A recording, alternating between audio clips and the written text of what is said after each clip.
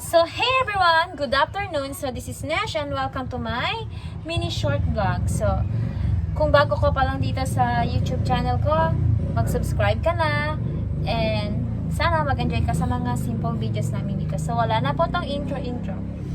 So, ngayon, kasama ko ang aking nag-iisang anak. My best presents that I ever had entire my life. So, ang pinaka makulit na batang ito na nagngangalang MC.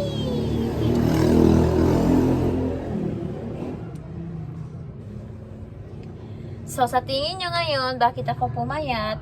Normal lang talaga papayat. Sa ganitong bata, talagang papayat ka nito. Sa kakabantay mo dito, talagang papayat ka. Lalo na pag masyadong makulit. So, kung tinatanong nyo kung ilang months na tong baby ko, so, 6 months na po this upcoming 21. So, ayan po siya. So, as you can see naman, diba, ang layo-layo talaga ng kulay namin. So, mapapansin nyo, ang kulay ko, tsaka yung kulay niya. So, ang kulay ko ay talagang Pilipinang-Pilipina talaga, morena. So, siya, ang kulay niya is white Caucasian talaga. So, alam nyo kung ano yung white Caucasian? White Caucasian, sila yung mga sinasabing mga dayuhan. So, kung tayo ay Asian, sila ay white Caucasian. So, ang anak ko, sa mga nagtatanong, pag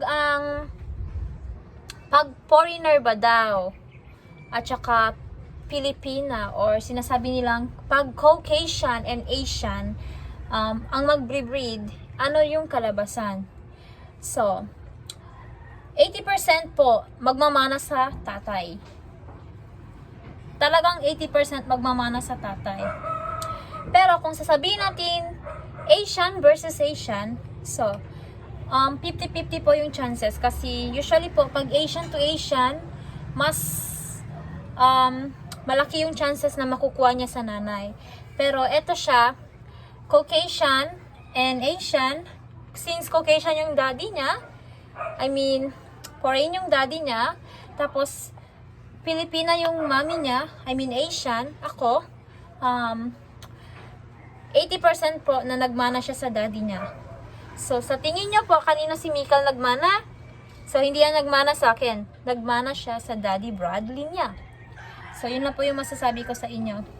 So, yung pagkakaiba lang talaga, yung psychomotor development, pag may foreign blood yung anak mo o yung baby nyo po, talagang early yung psychomotor development nila compare sa atin.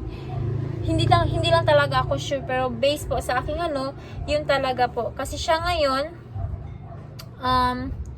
madali na po siyang natututo. So, signs po na malalaman nyo if yung anak nyo paglaki is intelligent or not. Just like if you will trying to practice your babies na, for example, may sasabihin kang, just hold this bottle. Tapos, tuturuan mo sila ng once lang. Tapos, pag makuha agad nila, it means fast learner po yung anak ninyo. So, in these months po, 6 months, talagang mahirap na po talaga siya bantayan kasi masyado talaga siyang makulit. So, ayan po. So, talagang pumayat ako. Since hindi lang din sa dahil pumayat kasi 24 hours po ako nakabantay kay MC. That's why. So, ito lang po talaga ang masasabi ko sa inyo. If you're trying to look for you white Caucasian, just be sure po na yung hinahanap nyo po, kilalalin nyo muna. Una yung ugali.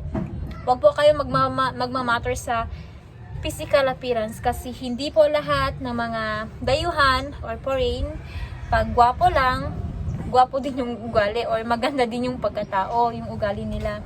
It's only rare to found na loyal sa'yo, faithful sa'yo. Kasi 100% din po, hindi ko nila lahat, no offend. Kahit ibang lahi pa yan, pag mag-cheat talaga. Pero luckily naman, yung husband ko hindi po nag-cheat.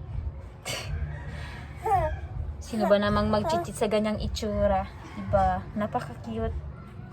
Char. So, char lang po yun ha. Pero totoo po talaga. Hindi po lahat. Talagang swerte-swerte lang.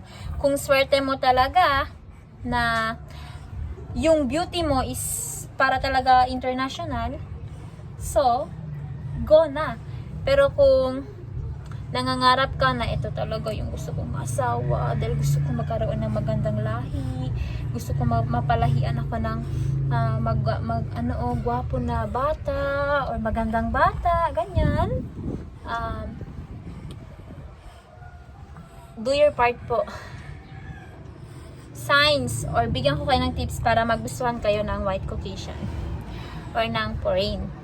First, getting to know each other. Don't ask for their works. Don't ask anything. Hintayin mo sila or wait. Sila yung mag-open sa'yo. Kung ano yung work nila, kung magkano yung monthly income nila, or ano yung pagkatao nila. Kasi alam niyo po, yung mga white Caucasian, o yung mga dayuhan, mahilig po yan sila magtago, or maglihim, or mag-hide. So, not to offend, pero yun po yung totoo.